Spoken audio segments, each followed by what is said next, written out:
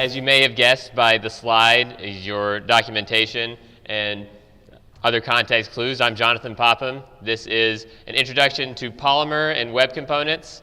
How many of you know what web components is? Any idea? All right, this number is growing. How many of you know anything about Polymer? How many of you follow cricket in Australia? Okay, about the same number of people that know about web components. I'm seeing some correlations here. How many people like to raise their hands? Okay, I see the don't like to raise their hands group, so I'll keep you in mind. That'll be a part of my sampling bias. Okay, so let's go ahead and get started then. I see some people trickling in the back. The doors will lock behind you in 2 minutes, so get comfortable.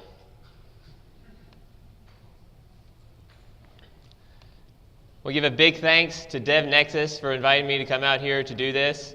This is my first time that I've had the pleasure of taking part in this event, but it's my understanding it's been going on since 2004, so that's pretty incredible that they've been keeping this going for more than 10 years.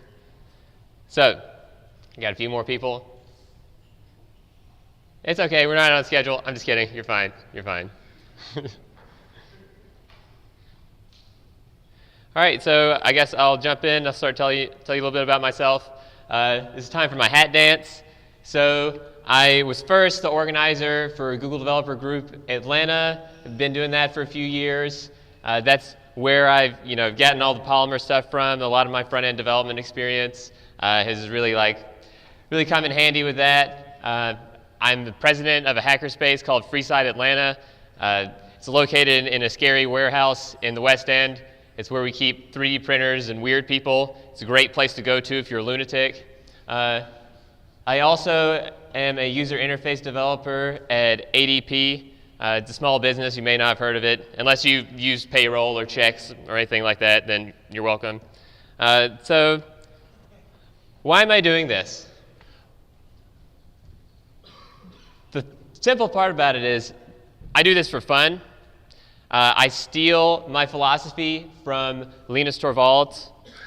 He says, first, you go through the first phase, which is that you do something for survival. Second, you do it to establish or maintain some kind of social order. Third, people do things just for fun. And so something that's fun or entertaining is intrinsically challenging and interesting. And so I'm not doing this because I need to do it because I want to stay alive or because I've got some secret world order that I'm trying to establish by bringing all of you here and indoctrinating you into Polymer and web components. It's even more than that. I enjoy those things. I hope that you enjoy them too. So the next part, this is the slightly interactive part. Who are you guys? I want everyone in the room right now to stand up out of your chairs, even the people that don't like to raise their hands. All of you, every single one of you, every single person right now. Okay, I want you to tell the people that are next to you what your name is and one thing that you think is fun. In life, it could be anything.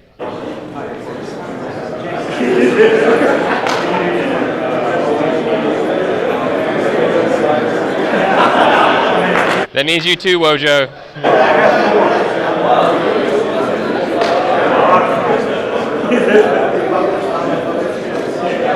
Okay.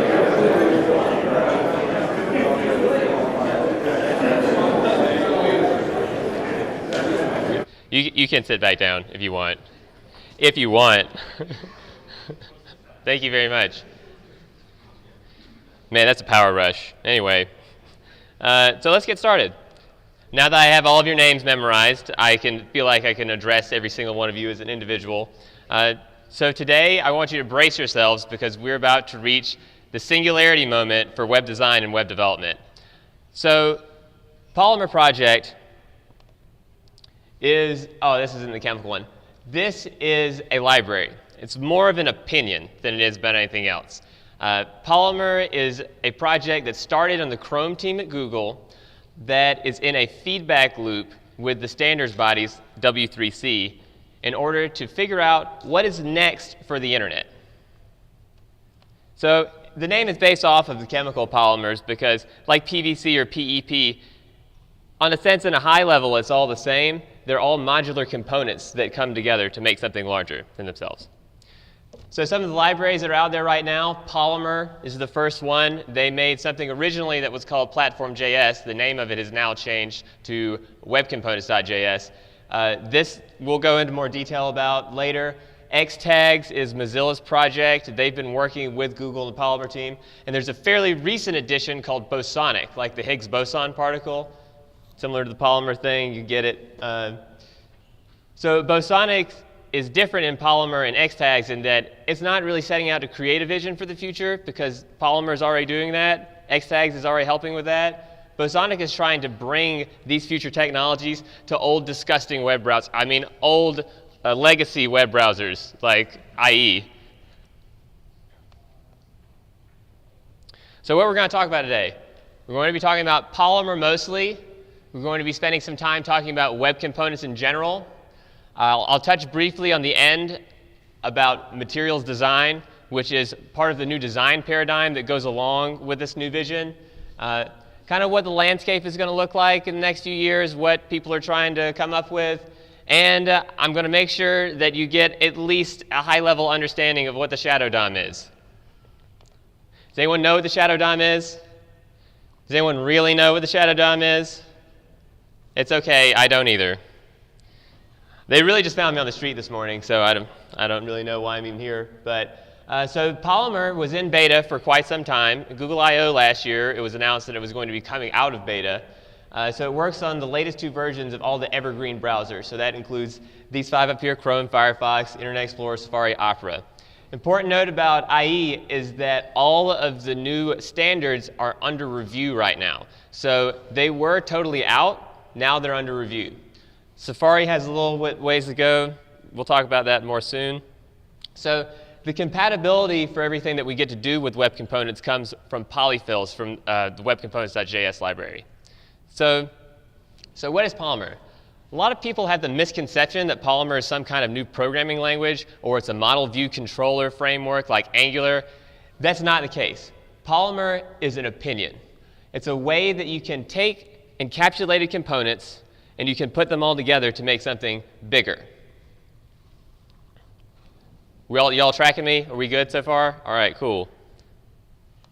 So they're kind of like Lego bricks.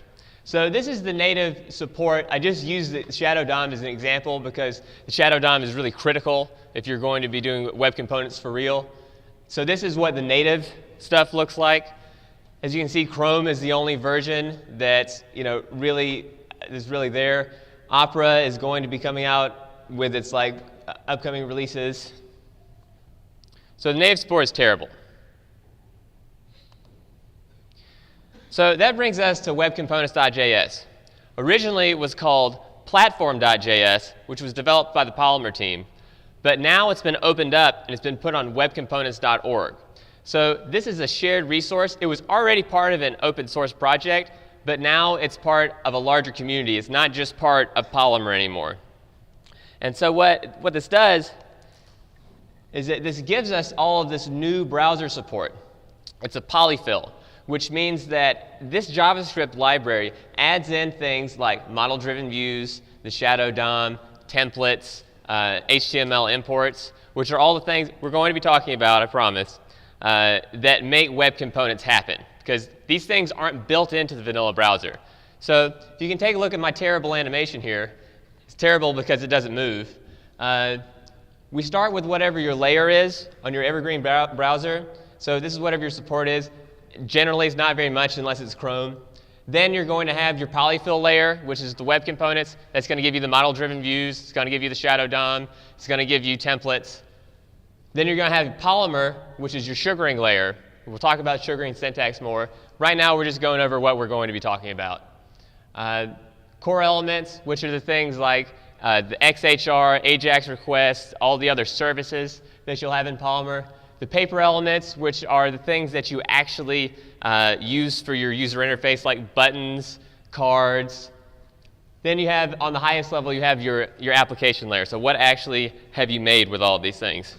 So there's polyfills they've played with for mutation observers, so you can see when there's something that changes, pointer events, web animations, and the other stuff that we already talked about. So these are the new things that are in the standards so far. This has changed, because they originally had templates, custom elements, shadow DOM, imports, and decorators. Decorators never really happened. That was taken off. So it's important to consider that Polymer is not the end-all, be-all. In the terms that, like, Polymer's main goal is to make itself not exist, because Polymer is a vision for the future on what should be natively included in web browsers. So if Polymer does its job, then all of the things that Polymer does will be refined. We'll find the best things, and then those things will become the native support, and then we'll be able to get rid of these lower levels. So templates. Anyone know what templates are? HTML templates? Okay, cool. All right, so templates are basically pages within a page, not exactly like an iframe because they're inert. So this is a bit of HTML markup that you're going to have saved somewhere. This will be actually the guts of what your custom elements will look like. And they'll not be, until they're called on, they will remain inert. And so they'll remain nice and safe inside of the shadow DOM, ready for you to use them. You have custom elements. Anybody know custom elements? This is a little bit more popular. Angular has this, React has this.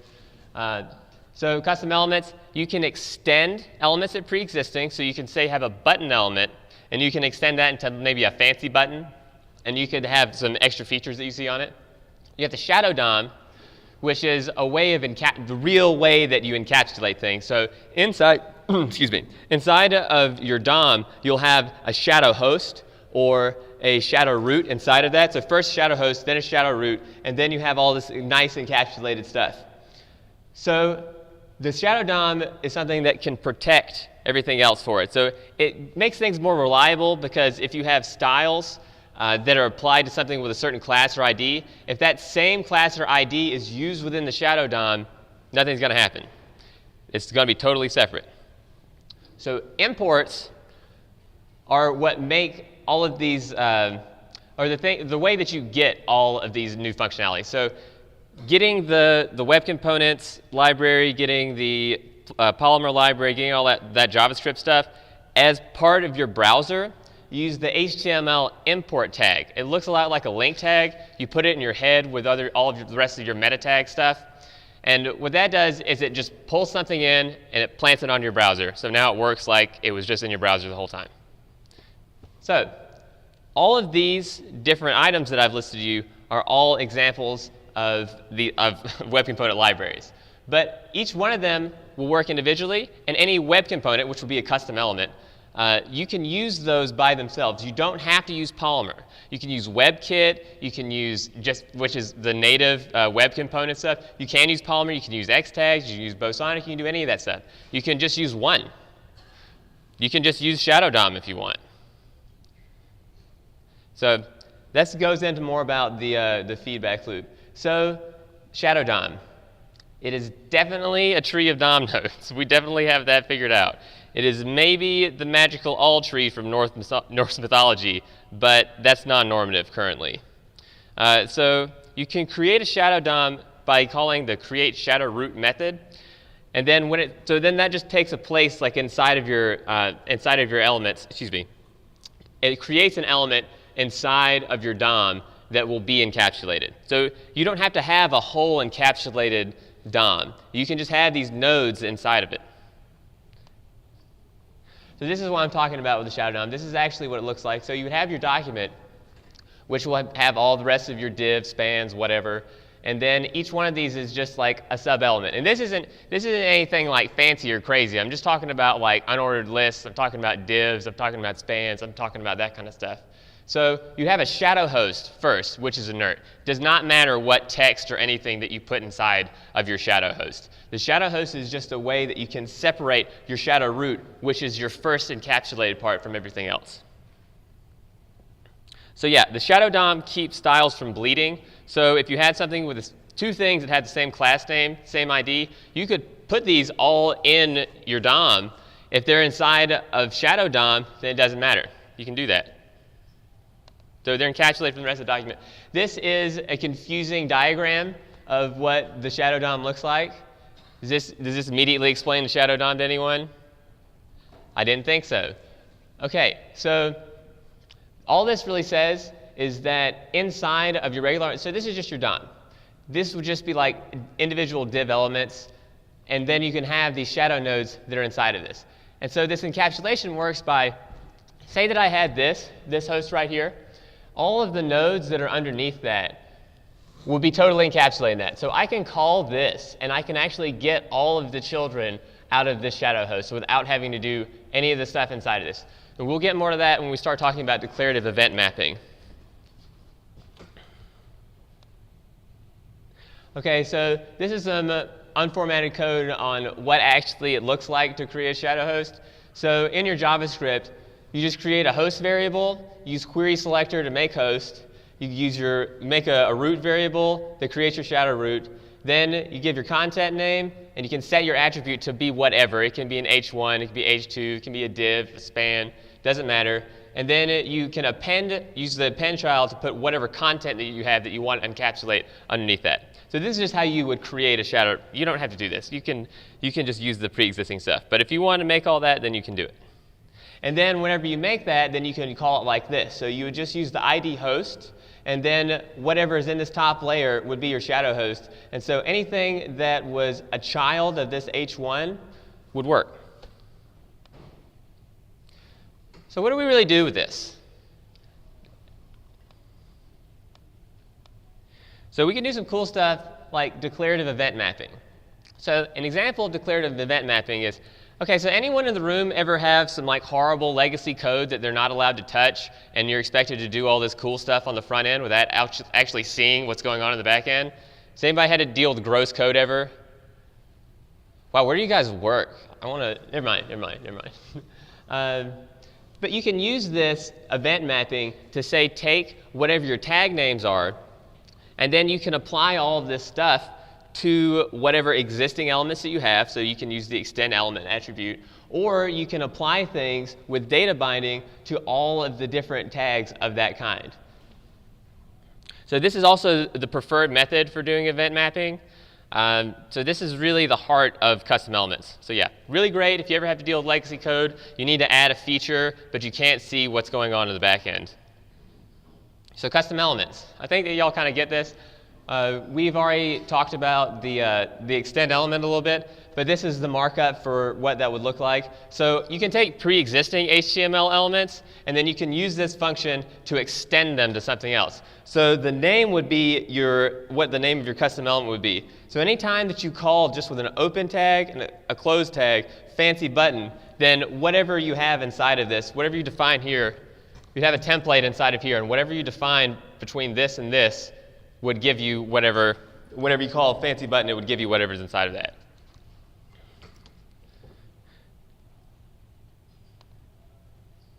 All right, templates.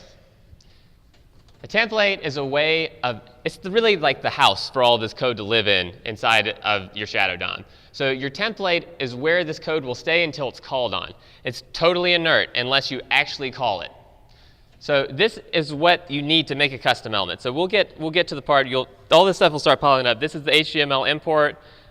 We went over this some. This is really self-explanatory to me. You just call this in your meta tag, and you import whatever dependencies you need. In this case, use Bower. Most of the time, you're going to want to use Bower to do your dependencies management. Anybody know Bower? We good with Bower? All right, excellent. Okay. You're going to like Polymer because you use it all the time. If you get Bower, you can install all of your dependencies recursively. And using Bower with the HTML import tag, you can get everything that you need for any web component library. So if I wanted to install something off of customelements.io, for example, I would just need to call whatever the parent project was, and then it would go down and grab all of the things that I need to make the project run. So yeah, it's just another kind of link type. So data binding. Two-way data binding is a way that you can say, let's say that we have something, use the double mustache syntax for this. You might have seen that before. You can just list that as an ID or a class name, and then you can plug that in anywhere you want, and it'll work. So the two-way data binding really creates something called model-driven views. Model-driven views are a way that if you change your model, if you change your code, it at the same time will change whatever is in your view. So an example of this data binding would be, we have this name tag right here. And the owner of this name tag is Raphael. If we came back later and used later in our document, and we used the query selector to change this to June, then this would update everywhere that this was used. So it's just really super powerful stuff, because you can just put this in anywhere in your document, and then after that you can just change everything. So when I'm talking about declarative event mapping, what I mean to say is that you can totally control your DOM with markup. That's pretty powerful stuff. You don't have to do any kind of imperative stuff. You can also do imperative event mapping, where you actually put it in your JavaScript, but not necessary. So what does Polymer really do? So the kind of stuff that I've been telling you about has been really about webcomponents.js, which is the platform layer that everything is built on top of. So Polymer is the sugaring layer. Are y'all familiar with sugaring syntax? You know about that? Some people? Okay, cool. It's just a way to make things more palatable.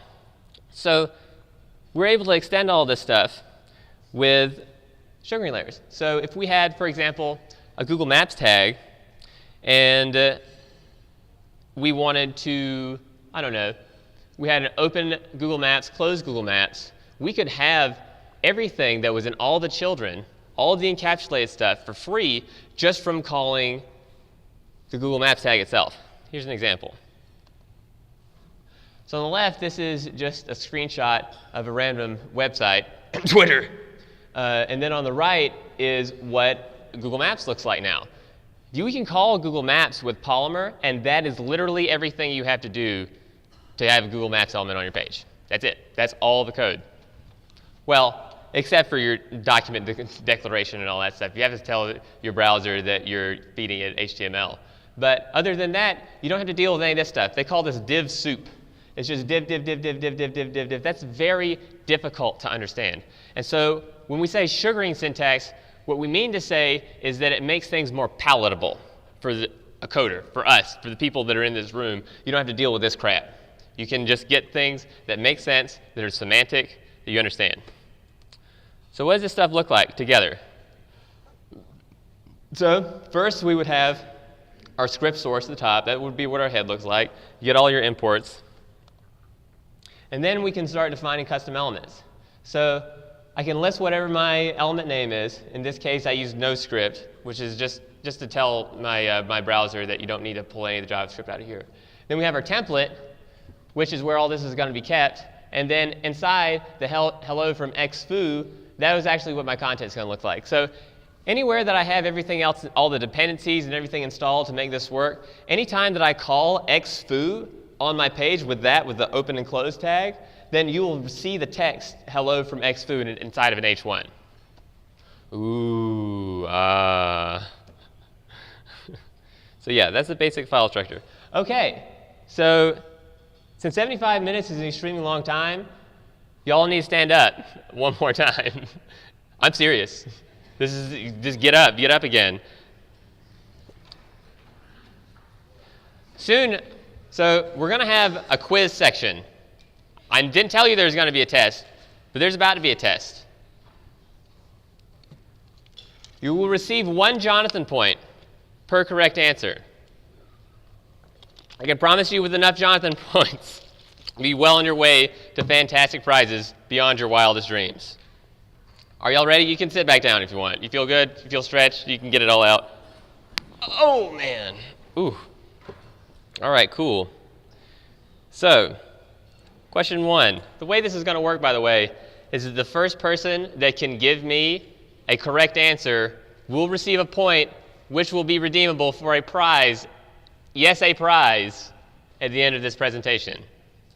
So don't try and rush the stage and do anything like that. So y'all ready? Okay, you're not ready. Well, I'll just wait here. I'm just kidding. All right. So who can tell me what are the 3 stages of Linus's law? Survival, social life, entertainment. 1 Jonathan point to you, sir. That is correct. Because if it's not fun, then why would you do it?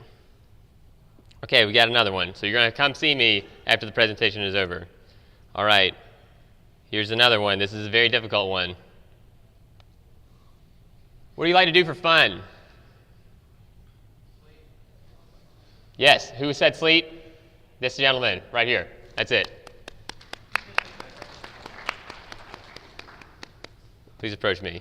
Personally, I like to play Frisbee, and I also like to install things from my terminal with the verbose tag, so it looks like I'm a really serious hacker. Okay, this is actually a hard question, maybe. What's the main alternative to declarative event mapping? Div soup. That's good. That's a good guess.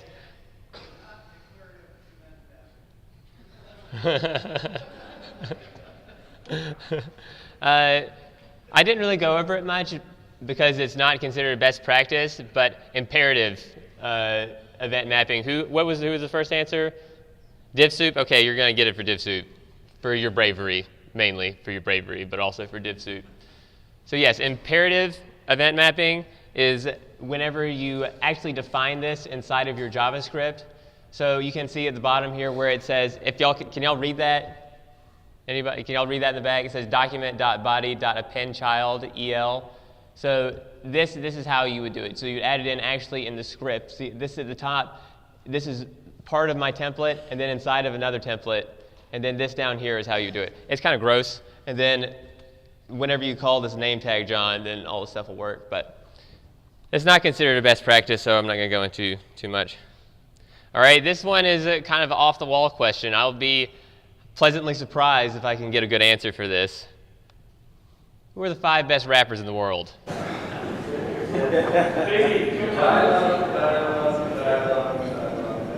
Yes, sir, that is correct. The 5 best rappers in the world are Dylon, Dylon, Dylon, and Dylon. Thank you very much for watching The Chappelle Show. Okay, so let's say that we actually wanted to use Polymer and we didn't just want to have some hippie guy in the front and tell us all about what it would be like. You can use this command in Bower to install it via NPM. So this will just create just a directory that has all of the Polymer elements in it. You can kind of see it and play with it a little bit, but it's not really, an awesome way to deal with it. This just will install the platform for you. You'll still need to do the set up your Bower init and do all the Bower manifest stuff. So what is cool is the designer. This is something that you can actually play with right now, and then you can use this to drag and drop elements. Then you kind of get an understanding also. There's this view, which is your view, and then you can click over, and then there's also a model on the other side. This will give you a list of all of your DOM nodes on the side. Yeah, and this is, nope, I'm not going to do it. There we go.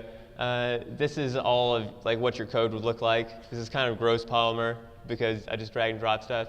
You save stuff via GitHub gists. So if you have a GitHub account, whenever you hit the save button up there, it will send the last, whatever this string is of characters, the really gross thing down here, just that hash.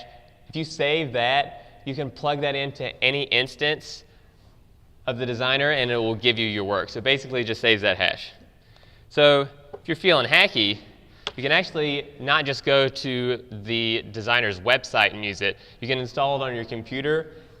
And something's cool about the designer is that the designer itself is actually a custom element. So what that means is that if you have the designer as one of your components in this palette on the side, you can actually drag it inside of the designer recursively forever, as many times as you want. This is what I'm talking about when I'm talking about encapsulation. The true message of encapsulation, the take-home from encapsulation, is that you can put this stuff anywhere that you want, even inside of itself, on other pages. Lots of websites use polyfills already. The Polymer is not super ready for production. They're out of beta, but there's still a lot of weird stuff that you have to deal with. But you can use polyfills period anywhere. If you just because I told you that they can just be used individually. So for example, GitHub, for their date stuff, they use polyfill for that. So yeah, this is if you decide to install the designer the other way, you just want to fire it up with a local server. For some reason on GitHub, everyone complains about how come they downloaded all these packages and they don't work. You have to serve them. So most people have Python installed. I'm assuming if you have Bower that you have NPM installed, but for some reason if that doesn't work, the Python module simple HTTP server is also pretty quick and easy to do. And then your easy mode is actually just go to the designer itself, which you can find at this URL, and you'll also be able to get it from my slides online. If we have extra time, I'll play with it at the end. Let's see. So some cool stuff that you can do. So component.kitchen is a great website. There's this one and another one that we'll talk about in a second. Component.kitchen is a repository, open source repository for custom elements. You can go on here, and they're all saved as Bower projects, and you can drag and drop them on your, not drag and drop, you can install all of them onto your page.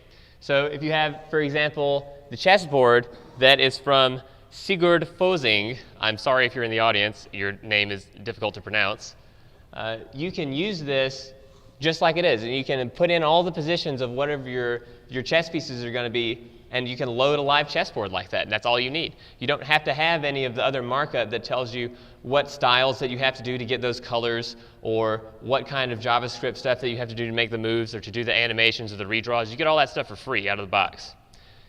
CustomElements.io is another open source repository. There's a lot of crossover, but I gotta say that component.kitchen has one of the best URLs known to man.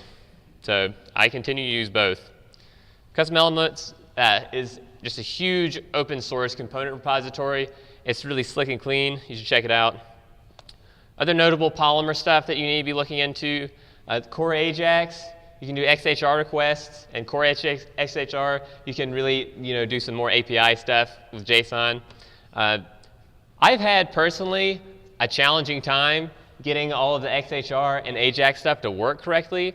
However, one of my friends, he's a Google Developer Group organizer from Miami, Nelson, has gotten me into Swagger. Has anybody used Swagger for any of their API stuff? Apparently, Swagger really helps out with your API management for Polymer. So if you use Swagger, I'd definitely look into using it with Polymer. Also, Flexbox. Was anybody here for the Flexbox talk? Yeah, Flexbox. I still have the Flexbox 360. I haven't upgraded to the Flexbox One. But yeah, Flexbox is amazing. You can get all of the stuff from Flexbox in custom elements. So has anyone ever tried to center anything on an HTML page before? Yeah, it sucks a lot, doesn't it? It's like really like hacky and crappy to do that. You have to like do all this stuff with padding and putting in like PMGs and media queries and all this stuff.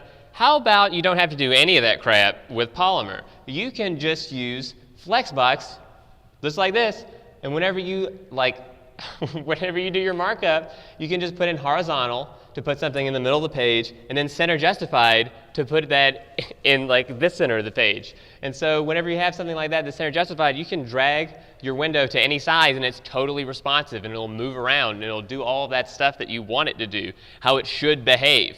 That's what the point of this is. The point of all this Polymer stuff is let's not look back at PHP and see how we did things 10 years ago and then try and like mold this whole world around the things that people used to do.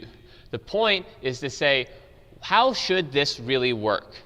And if something doesn't work inside of Polymer, you can put in a pull request, you can complain, you can show that it doesn't work, and then the standard will be changed. And you get to be involved with this feedback loop as developers where you get to put your input back into what the internet should be like, and then the people on the Polymer team actually are authors of the W3C conventions for all this stuff. Like Dmitry Glazkov from the Chrome team, or excuse me, from the Polymer team now, he's like the forefather of web components. And he's like the author of all this stuff, and you can tell him. And Eric Beidelman also, you can just send stuff to them, and then they'll say, oh, wow, yeah, you're right. We shouldn't do that. That's what happened to Decorators. It didn't work out. They took it out. Other stuff that you can check out, anybody use Yeoman scaffolding stuff? Yeah, you can use Yeoman with Polymer. It's really great. You can set up your projects. It'll give you all like gulp, grunt, whatever you want to do, your dependency injection stuff. So yeah, check that out. YoPolymer, it's fantastic. Also check out Swagger.io if you want to do any kind of like real backend stuff. I'm still trying to learn more about how this will work with Polymer, but it's my understanding that it really helps out. Okay, so material design. So anybody do design? Have we got any UX people in here? All right, some. Okay, materials design is not exactly part of the Polymer project, but it's being used with the Polymer project. All of the Google websites that are using Polymer are also using materials design. So in the way that Google's future vision for markup is Polymer, their future vision for design is materials design. So they really go hand in hand together. So it's in Android L. So it's been in Android since, let's see, that was APK 20. So that was an experiment then, but it's already built into Polymer. So the paper elements, a lot of, when I showed you that graph, the stuff that's on the top, the actual elements that you use, how do I say that? Buttons, user interface type stuff, UX type stuff, all that's already materials, uses ink to do its coloration. It's already there. So this is an example of the Android Wear with the Android L preview. So it's all based off of how the user will interact with the device. Some of the new concepts that come in with material design, there's the Z-axis is introduced. A lot of you are familiar with the Z-axis from real life. We have a problem with our mobile devices and our design in general that we tend not to include the Z-axis at all. And if we do, it's just a really shoddy attempt. So what makes this different is that every materials design application has a global light source that you can put. And then you have relative distance for all of your elements. They occupy a place in the Z-axis. So if I have a button that's hovering over something else, however the global light source variable shines on this, it will cast a shadow and it will reflect wherever element moves. So can y'all read that? Man, design is terrible. I can't believe this material design stuff. Anyway, this is from the style guide. I'll just read you what this says. So material is the metaphor. It's the unifying theory for the rationalized space. That doesn't make sense. Basically, material is a metaphor in the sense that they use paper and ink and things that you're actually familiar with to be able to do your animations and user events. You deal with tangible surfaces. You deal with something like when they say paper, it really is like paper. You can push it, you can open it, you can move it around. Whenever you use the ink animations, it looks like ink welling across the screen. So it doesn't really make sense or feel natural the way that we do a lot of user interaction stuff. So this kind of helps that. So you've got the Z-axis, which gives you all of your shadows, gives you dimensionality, which that's something that we're used to as humans. So also one of the other design principles is to have one unified design. My slides do not follow one unified design. I've had a lot of different stuff in here. My slide presentation has not been a great example of materials design, and these are pretty hard to read. However, in a well-designed application, there's one adaptive design. It's bold and intentional. You might notice in a lot of the Polymer stuff that the colors are like just explode, and that's on purpose. They want everything to have a purpose in the design. It wants to emphasize your actions and movement. So if you click a button, you want it to feel like you clicked a button. You want to feel like you touched something, then you interacted with it. Also, all the change is user initiated. There's not things that are going to happen that you don't understand. If you affect the page in some way, you want to see that change happen. We'll have choreographed animations. You want everything to make sense. So in this example, I know you can't read the text, but this is an example of a canvas moving up across the screen, or what a user event would look like. So you can see that it's supposed to slide gently. There's supposed to be some kind of transition. And motion is going to provide meaning. That's one of the other important concepts, is that when something moves, this is going to explain it to you. Okay. So do y'all want to see like an actual Polymer app instead of just hearing all this like low-level stuff? All right, cool. Well, let's do that. I have one open. If I could see my mouse.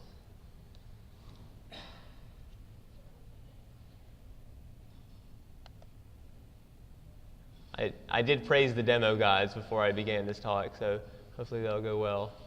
Oh, this is Designer, by the way.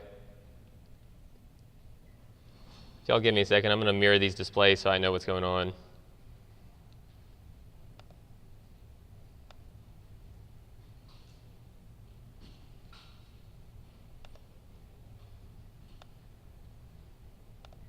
Y'all see that okay? Great.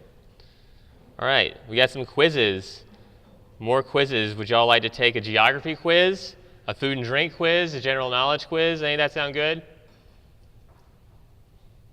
Anybody? Thank you.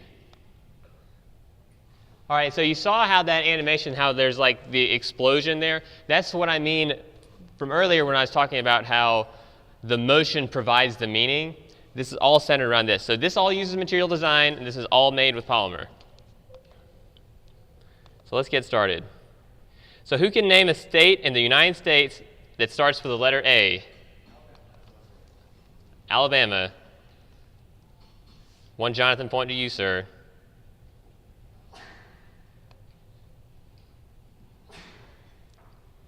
Select which landmark to American state pairings are correct. Las Vegas, is that in Arizona? No. Is Death Valley in California? Yes. Is Mount Rushmore in North Dakota? South Dakota, I think. We'll find out soon. Fort Knox is in Kentucky, right? Okay, when I click this, watch what happens. This is called ink. So this is going to well up, just like that. Kennedy Space Center, Florida. Also, this is just cool to me because if I hold it down and then release, it makes sense. So that's what it means when I say that the user initiates everything. All the changes on the page are user initiated. This is supposed to symbolize me holding this down. All right, let's see if we got it. 8 points. Who cares? Would you say that a person born in Lombardy is Italian? Yes, it is. Maybe. Absolutely. Anyone have any idea? This is really just an example of what these user interface elements are like. You don't have to really know the questions. Like this slider, just love it. Click it, it drops, changes size.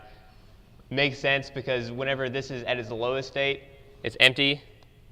Whenever it's at its top state, it's filled. Whenever it's being selected, it's large. Whenever you don't need it, it shrinks. I have no idea. I remember hearing that the coastline of the United Kingdom was theoretically infinite because of all like the smaller channels. So I'm going to go with a large number. And I was incorrect. Do y'all care to finish this quiz? We can check out some other stuff. So yeah, this app was made for Google I/O last year.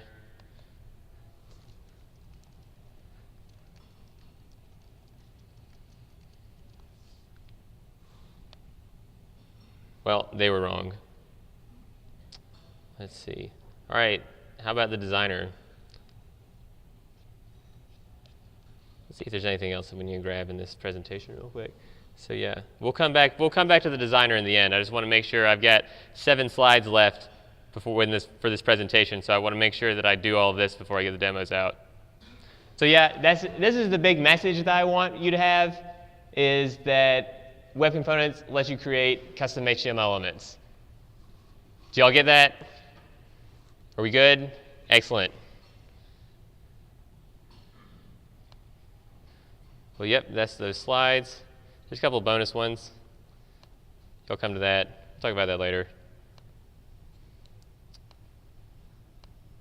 All right, let's see if we can make an app. All right, so that Topeka app that you just saw, we can actually make that right now. So this is an example. So this app is like on its own. Oh, demo gods. Yeah. So this itself is a custom element. This is the Topeka app that we just saw. Whoops. So we can pop over and take a look at what the markup for this looks like. So that's it. This is you could use even less than this. So first, here's my custom element. This is a large scale. I guess, well, first here's the imports, which gives us all of these elements. This is where these resources come from. Next, we have this Polymer element. This is actual element definition. So we could change this to be anything. We could call this, Devnexus rules. And we gotta have all this stuff here. That's all for my Topeka app. That's it. Your template lives here. This will be inert until it's called on. There's not going to be any script, so we don't care about that. We save this, it becomes a gist, and it gives me this nice little hex key at the end. I can save that and use it somewhere else. So we can preview this. It pops open another window. And this is actually the mobile version of the app that we were just looking at. Same thing. So each one of the elements that makes this up is something smaller. I hope that that's intuitive from the sense that it makes something up, that things that make things up are smaller than some of their parts. So we have things like, here's your avatar. This is background image. These are all their own individual things. We could use each one of these by itself without having to use the whole Topeka app. And then this kind of modularity continues, it gets even smaller. So like the core elements, we could have, let's get rid of some of this stuff. Here we go, palette. Say we want to do a drawer panel. Let's drag that out. Let's get some other stuff in here. How about we do a YouTube search app on the fly? Why not? Or whatever else we make. Components. Here we go. So we can drag in a search video. So it's got some cool stuff with actually like linking. So for the declarative event mapping stuff, I can actually drag in fields like a text field or say the speech mic, and I can connect this declaratively to the search function in the YouTube app itself. So if I have this button here, this button, let's see, yeah, you can use that. I guess, yes. Well, that looks like work. So if we get this, if you had your mic enabled and weren't afraid of NSA spying like I am, then you could use this connected with that to actually search inside of this YouTube element. All you have to do is just connect, you just have to plug them into each other, that's it. Same thing with any of this other stuff. The same thing with any of the inputs. Get text input here, you can put something in there. So for padding and stuff, or we could get say this this card element, just put that on top of it. You can move around. This becomes one new element now.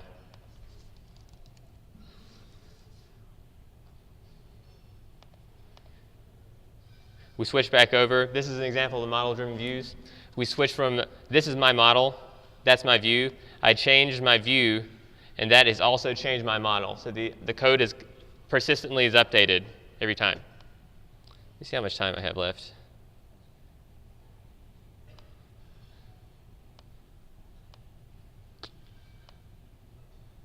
Quite a while.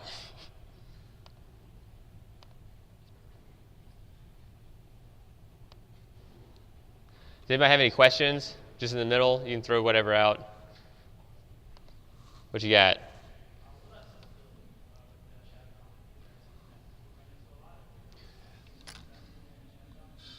Are things accessible in the Shadow DOM? Okay, so accessibility from the Shadow DOM. So the Shadow DOM doesn't cut you off from being able to use anything. It just cuts it off from styles seeing each other. One thing that you may not be able to see is something in the shadow DOM has like child nodes, you can make it so you can't see that. You can do something called piercing when you pierce the shadow DOM, and you can connect things that are inside of the shadow DOM to other elements if you want to, but it's not exactly a security feature. It's mostly for style bleeding. Let's see. So yeah, so all of this is really to say Polymer is also not XML schema. It's not, this sugaring syntax, this markup is not the same thing as XML. It's more like jQuery for your DOM. You can really do DOM traversal with this stuff. This is some other stuff. Let's see. Yeah, this has been deprecated, but this is a better example of what the native stuff looks like. It doesn't really support very much. Your foundation layer, other higher level stuff.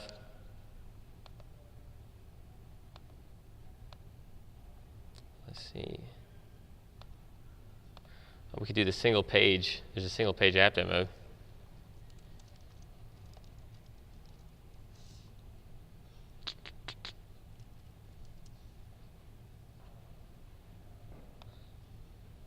So you can do single page applications. This is another example, Polymer app. Each one of these is numbered and then data bound in its ID to whatever this is. So this area right here, this is a card. This is a drawer panel.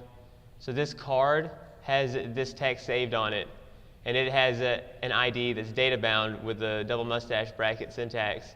And then each one of these will just jump over to whichever one they're bound to.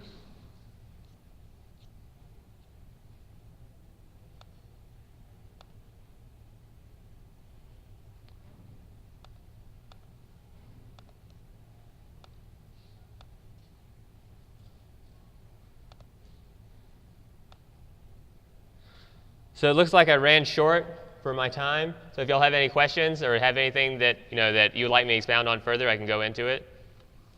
We got questions? What we got?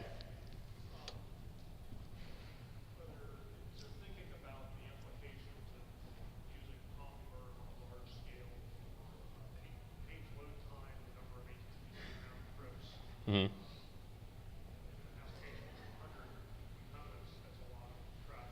Mm-hmm. Mm-hmm.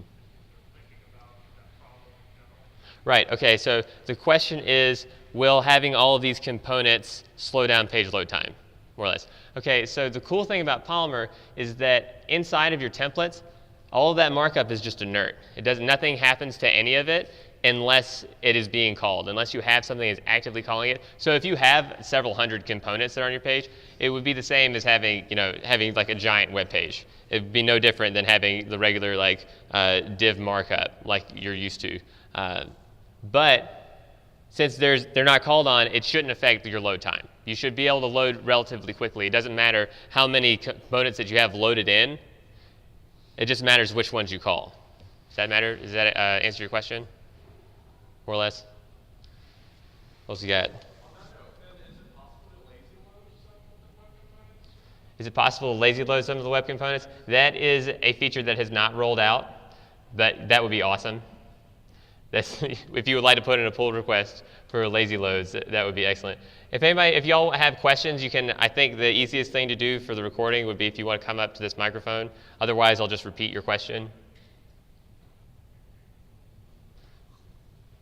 Anybody else?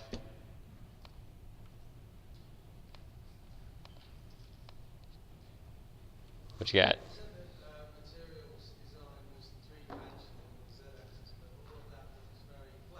Right. Yes, it is. It is flat. So the designer is more of a tool for experimentation. So they have the styles over here. So you can actually add to whatever. So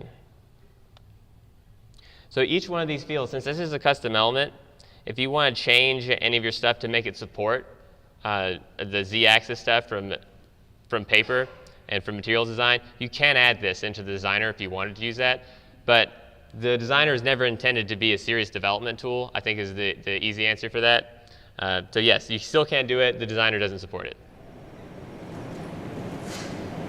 You started out with Polymer being an opinion or a vision, yet we're looking at some very mechanical, tangible things here. Mm-hmm. What's the viability of using this stuff to build an app that's going to hit the public tomorrow? Okay, so what's the viability of doing an app that's going to hit the public tomorrow? I think a great example of that would be Inbox. Or has anyone used Inbox on Google? Polymer, Google Web Toolkit. So there are production apps that are currently using Polymer. Also, the Polymer project website uses Polymer. I would still wait on it a little bit because there's so much stuff that gets changed. So for example, this is the third time that I've given a talk like this, but every time that I've done it, it's changed dramatically. So last November, platform.js, which was the original nomenclature for the web components JS, that was deprecated. A lot of the stuff they had gestures. They had this thing called Touch UI, that's gone. So there's just so many things that are changing until it gets, I would wait until it's settled a little bit. However, you're totally cleared to use web components right now. You can go run out of this room, stay in this room as a matter of fact, and you can use any of these web components on any web page. So full Polymer website, I would wait on it a little bit. Putting Polymer or web components on a website totally would do it.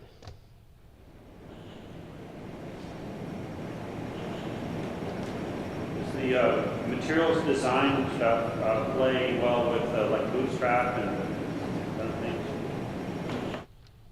That's a great question. I haven't tried to use material design with Bootstrap.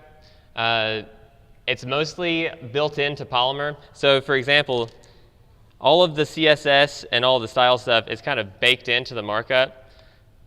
So we can use this stuff over here to change our markup. That's broken. That's fun.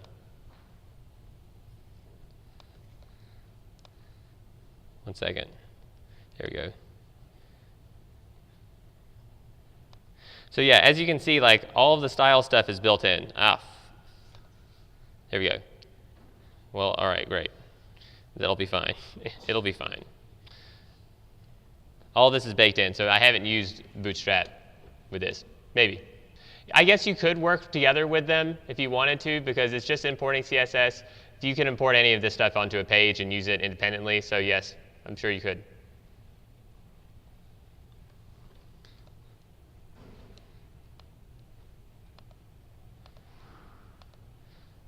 Let's see, I hate to cut this short, but I don't think I have, unless there's any other questions, I'll keep fielding your questions for as long as the time allows. Concerning where you would use the material design, is that something, it has a great deal of engineering and it's very attractive, but is it something that you would use general purpose or mobile applications on development of multiple platforms, development? Yes. Yes, and in fact, yeah. Okay, so the question is, can you use material design on mobile applications? Is it here to stay, or is it just a fad? Is it just passing fancy sort of thing?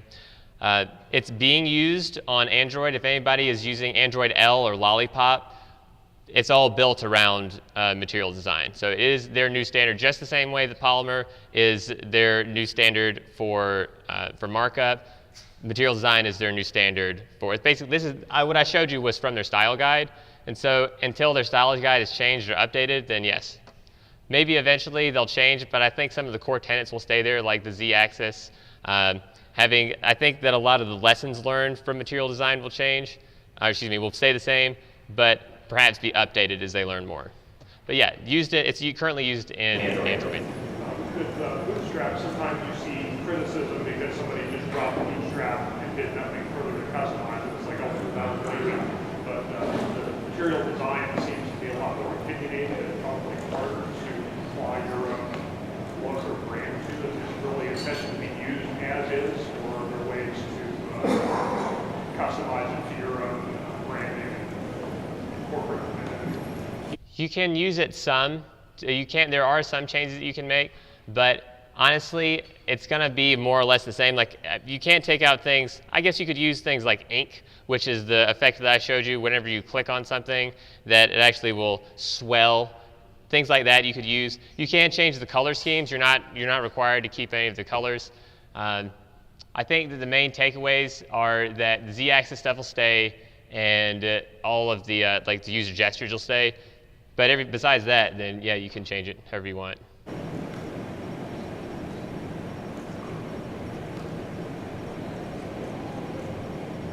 How long do you think before some of this stuff trickles into actual browsers? So how long do I think? The question is, how long do I think it will take before this stuff trickles into actual browsers?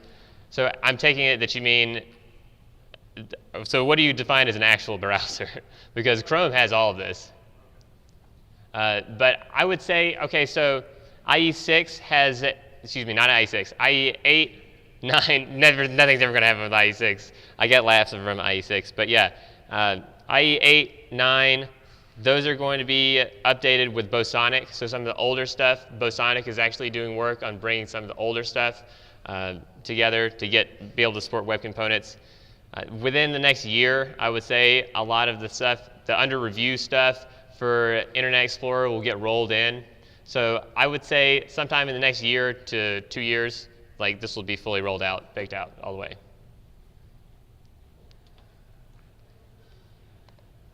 Let's see. Yep. Well, we're an hour in. If you guys want to cut it 15 minutes short, that's fine with me. But I'll stay here as long as you want. So you can leave if you would like. If you have more questions, or if you have received Jonathan points, you may receive them from me.